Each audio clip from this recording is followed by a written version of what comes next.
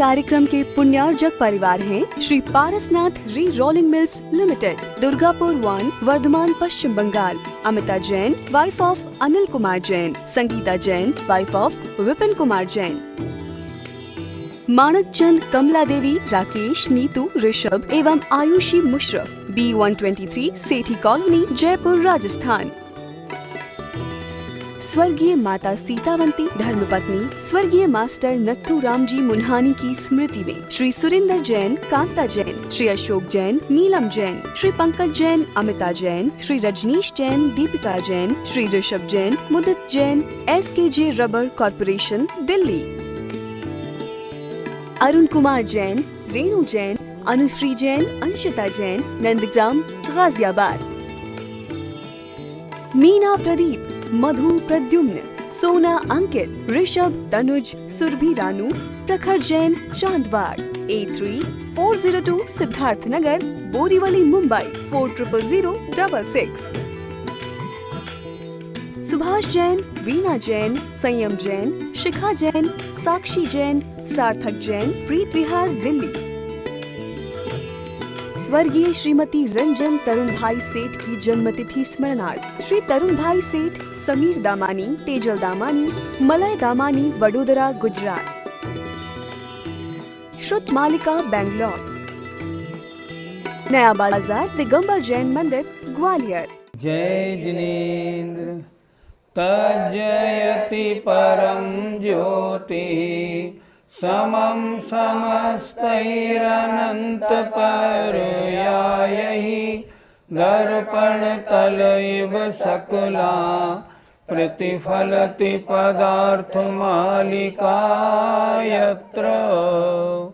पंच परमेष्ठी भगवान की जय। पुरुषार्थ सिद्ध उपाय का आज ये अंतिम कक्षा है। ज्ञानशाला की अंतिम कक्षा में आज हम पुरुषार्थ शुद्ध उपाय को पूर्ण करेंगे। आचार्य ने अंत में 225 नंबर का श्लोक लिखा है और उसमें लिखा है, जैनियों की नीति सदैव जयवंत होती है। क्यों होती है? कि वो निश्चय ने और व्यवहार ने या द्रव्यार्थिक और पर्यायार्थिक नय से वस्तु की चर्चा करते हैं। जहाँ नए विवक्षा नहीं होती वो कथन सत्य नहीं होता। आइए श्लोक देखते हैं। एकेनाकर्षन्ति श्लथयन्ति वस्तु तत्त्वमितरेण, अन्तेन जयति जैनी नीतिर्मन्थान नेत्रमिव गोपी। जैनियों की नीति कैसी है? अर्थात जैन शास्त्रों में जो वर्णन होता है वो प्रमाणिक क्यों है? बता रहे हैं, एकेनो, एक नए से, आकर्षंती, खींचती है, और इतरेण, दूसरे नए से, वस्तु तत्व को ढीला करती है, अंतेनो, सिरे से। क्या कहना चाह रहे हैं? नीचे दही का घड़ा रखा है, उसके ऊपर मथानी है।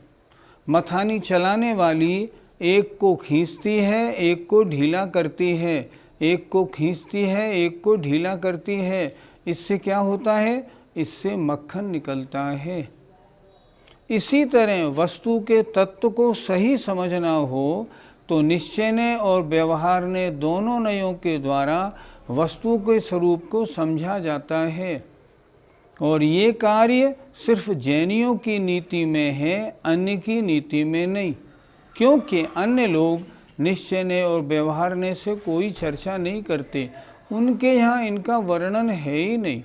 द्रव्यार्थिक और पर्यायार्थिक, द्रव्य और पर्याय का वर्णन जो जैन नीति में है, अन्य जगह नहीं पाया जाता। आइए देखते हैं जरा।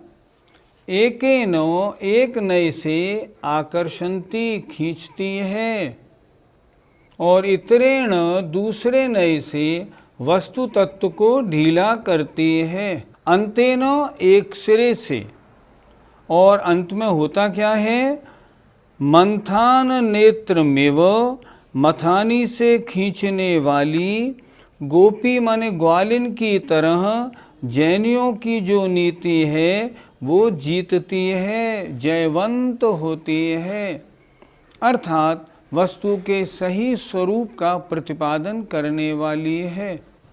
किन्हीं विद्वानों ने इसका अर्थ और तरह से भी किया है। कैसे किया है? सम्यक्त के द्वारा खींचती है और सम्यक ज्ञान के द्वारा ढीला करती है और अंतेन मतलब सम्यक चारित्र के द्वारा उसका आनंद लेती है, अर्थात रत्नत्रय के द्वारा वस्तु तत्व का आनंद प्राप्त किया जाता है। ऐसी जैनियों की नीति है। लेकिन उस अर्थ की बजाय ये अर्थ ज़्यादा अच्छा है। एक नए से खींचती है, दूसरे नए से ढीला करती है। किसको? वस्तु तत्व को, अर्थात कभी द्रव्य से बताती है, कभी पर्याय से बताती है। और इस तरह सिरे से और इस तरह मथानी खींचने वाली गोपी की तरह जैनियों की नीति जयवंत होती है, जीतती है, अर्थात वस्तु तत्व का सही प्रतिपादन करती है। पंडित जी, नए किसे कहते हैं और मुख्य नए कौन कौन से हैं? वस्तु के कथन करने के तरीके को नए कहते हैं। जो वक्ता है उसके अभिप्राय को नए कहते हैं। जब वो वक्ता द्रव्य की अपेक्षा वर्णन करता है तब निश्चय नय होता है, और जब पर्याय की अपेक्षा वर्णन करते हैं तो व्यवहार नय होता है। कोई भी वस्तु द्रव्य और पर्याय दोनों की मिक्स होती है। जैसे किताब है, द्रव्य क्या है? कागज या पुद्गल, पर्याय क्या है? किताब। तो वर्णन कब सही माना जाएगा? जब निश्चय ने द्रव्यार्थिक नय से भी वर्णन हो और व्यवहार ने पर्यायार्थिक नय से भी वर्णन हो। मैं कौन हूँ? मैं जीव आत्मा हूँ, निश्चय ने से। मनुष्य हूँ, व्यवहार ने से। अन्य कोई भी धर्म निश्चय ने और व्यवहार ने से वस्तु तत्व का कहीं भी विश्लेषण या विवेचन नहीं करता। इसलिए जैनियों की नीति जयवंत है। वो वास्तविकता का, वस्तु तत्व का, वस्तु के स्वभाव का सही परिचय कराती है। इसलिए जिसमें नयों के द्वारा वस्तु तत्व का सही स्वभाव बताया जाता हो, ऐसी जैनियों की नीति जयवंत रहती है। ऐसा आचार्य ने इस श्लोक में कहा है। आइए पुरुषार्थ सिद्ध्योपाय के अंतिम श्लोक को देखते हैं। इस श्लोक में इसके महान रचनाकार अमृतचंद स्वामी ने अपनी लघुता प्रदर्शित की है। अपना बड़प्पन नहीं, जरा सा भी अभिमान नहीं कि मैंने इतना सुंदर शास्त्र रचा है। उन्होंने कहा नहीं, मैंने इसका रचने वाला हूँ ही नहीं। कितना सुंदर लिखा है, देखिए। वर्णैकृतानि चित्रैः पदानि तु पदैकृतानि वाक्यानि वाक्यैकृतं पवित्रं शास्त्रमिदं न पुनरस्माभिः। वर्ण ही अक्षरों से, कृतानि किए हुए हैं, चित्र ही नाना प्रकार के अक्षरों से किए हुए हैं। पद मतलब तरह तरह के अक्षरों से पद बनते हैं।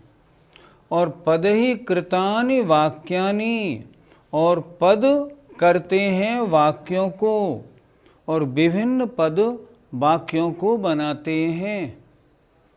वाक्य ही कृतम पवित्रम इदम शास्त्रम, और वाक्यों ने इस पवित्र शास्त्र को किया है, बनाया है।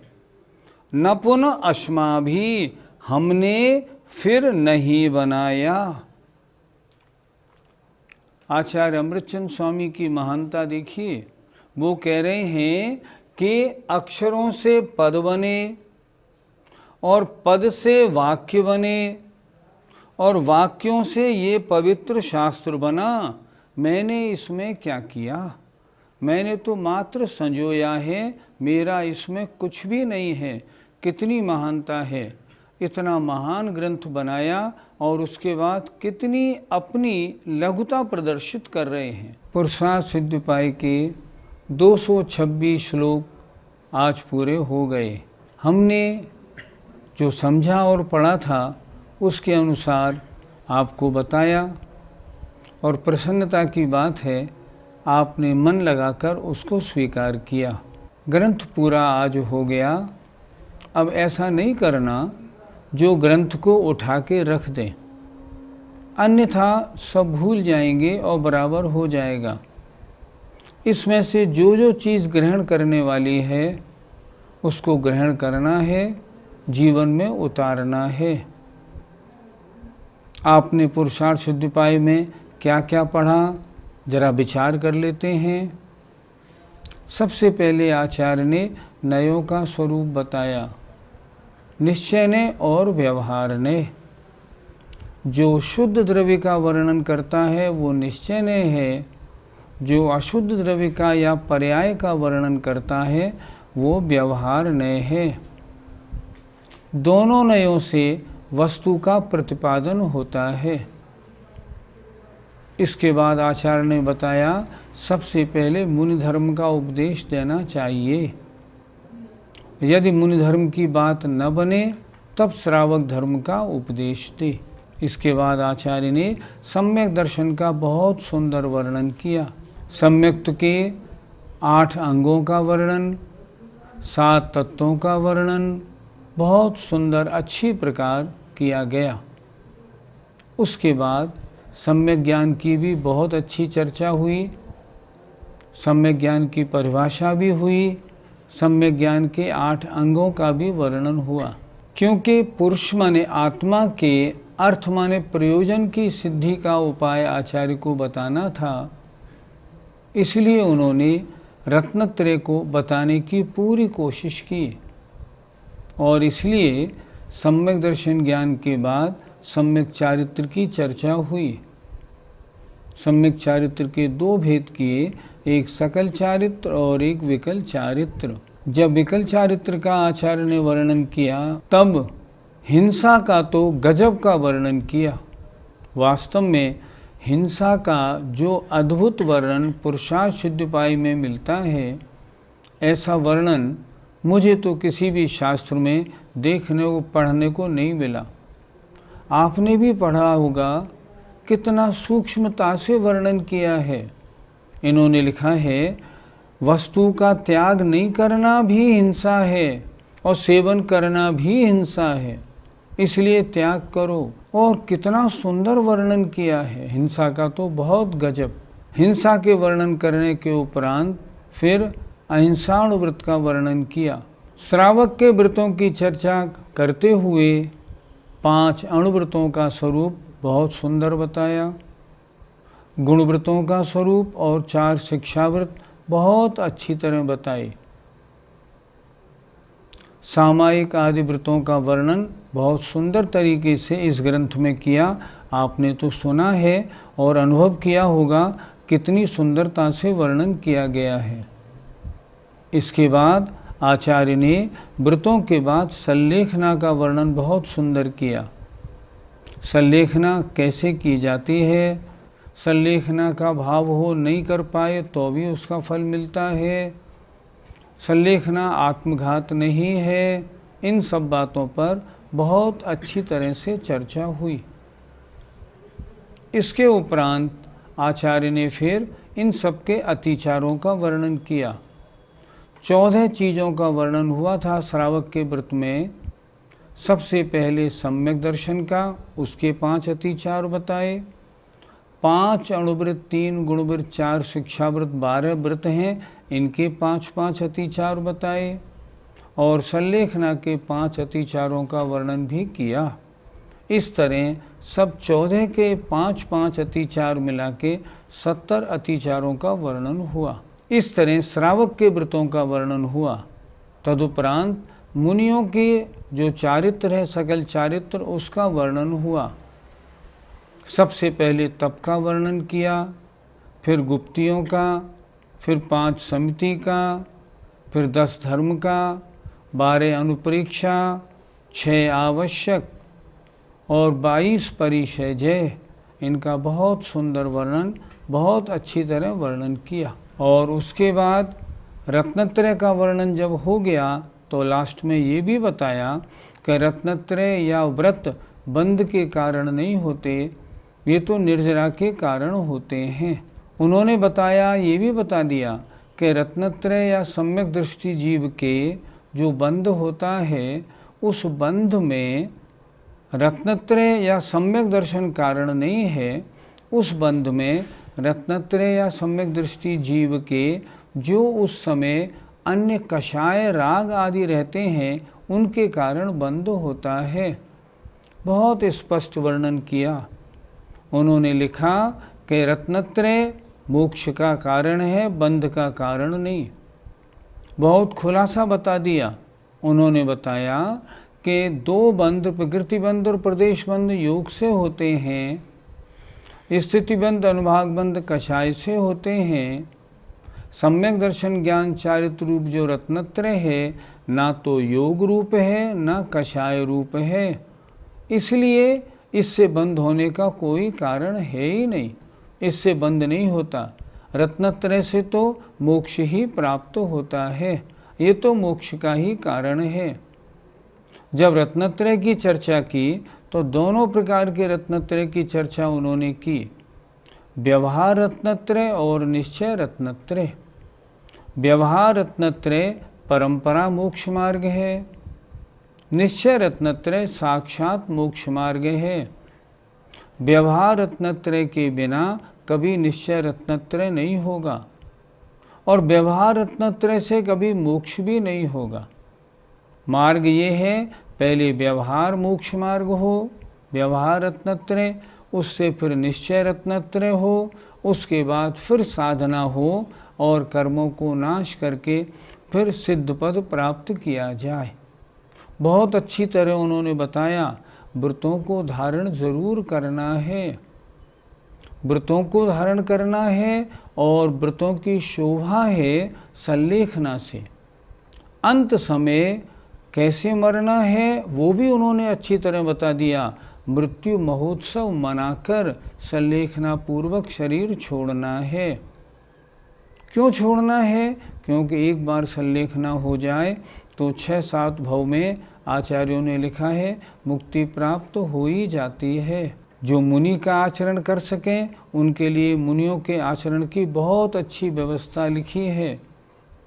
जिनको भ्रांति है कि अणुव्रत और महाव्रत ये तो बंध के कारण है, मोक्ष के कारण नहीं, उनकी भ्रांति निकालने के लिए अंत में जो श्लोक दिए हैं वो श्लोक बड़े महत्वपूर्ण हैं। उन्होंने बहुत स्पष्ट लिखा है, अणुव्रत और महाव्रतों का धारण करना ये तो मोक्ष का ही कारण है। रत्नत्रय ना तो योग है ना कषाय है। योग और कषाय से चारों प्रकार के बंध होते हैं। अतः रत्नत्रय धारण करके मोक्ष मार्ग में लगना अपना कर्तव्य है। ग्रंथ हमने पूर्ण कर लिया, ग्रंथ की विषय वस्तु भी समझ ली। अब करना क्या है? जीवन में उतारना है। कुछ श्लोक तो इसके ऐसे हैं जो रोज पढ़ने लायक हैं, जैसे अस्ति पुरुषश्चिदात्मा विवर्जित स्पर्श गंध रस वर्णहि गुण पर्यय समवेतः समाहितः समुदव व्यय ध्रुव्यहि। कितना अच्छा आत्मा के स्वरूप का वर्णन कितना सुंदर किया है। आप जब सामायिक करें इस 9 नंबर के श्लोक को बार बार फेरें, ये आत्मा के सच्चे स्वरूप को बताता है। जब सामायिक करें तो सिद्धों के स्वरूप को नित्यमपि निरूपलेपः, कितना बढ़िया स्वरूप लिखा है, इसको फेरें।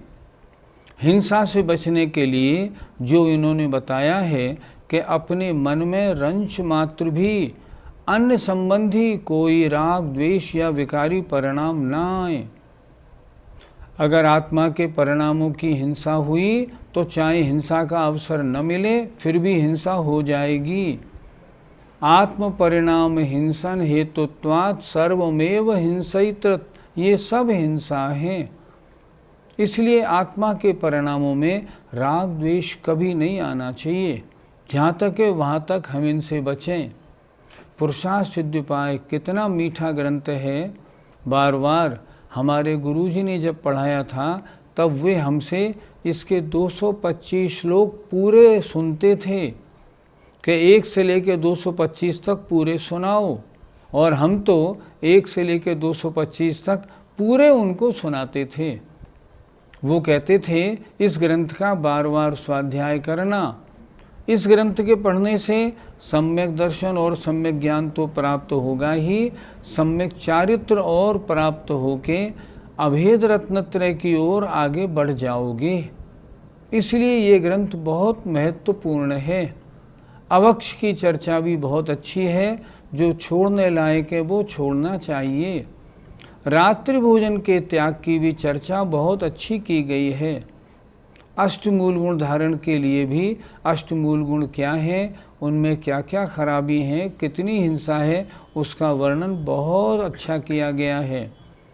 सब कुल मिला के आचार्य ने हम अज्ञानियों के ऊपर महान कृपा करके इस शास्त्र को लिखा है। हमारा कर्तव्य है हम इस शास्त्र का बार बार अध्ययन करें। आपने एक एक शब्द और उसके अर्थ को अच्छी तरह समझ लिया। हमने जो पुस्तक आप लोगों के पास भिजवाई उसमें हर शब्द का अर्थ दिया हुआ है। अब कुछ समय बाद आप जब भी इन्हें पढ़ेंगे ना, नीचे से अर्थ लगाएंगे, आपके समझ में आराम से आ जाएगा। पहले जब पाठशाला चलती थी तब बहुत लोगों ने कहा था 6 डाला वगैरह तो हो गए, अब ऊपर के भी तो कुछ शास्त्रों को इसमें लाइए पाठशाला में। तो हमने ये ज्ञानशाला शुरू की है। इसमें ये पहला ग्रंथ पुरुषार्थ सिद्धिपाय पूरा किया है। आगे और बड़े बड़े ग्रंथों को हम आपको इसमें पढ़ाने का प्रयत्न करेंगे। हमें बड़ी खुशी है कि ज्ञानशाला में इस प्रकार शास्त्रों को पढ़ाने का रेस्पॉन्स सभी ओर से बहुत अच्छा मिला।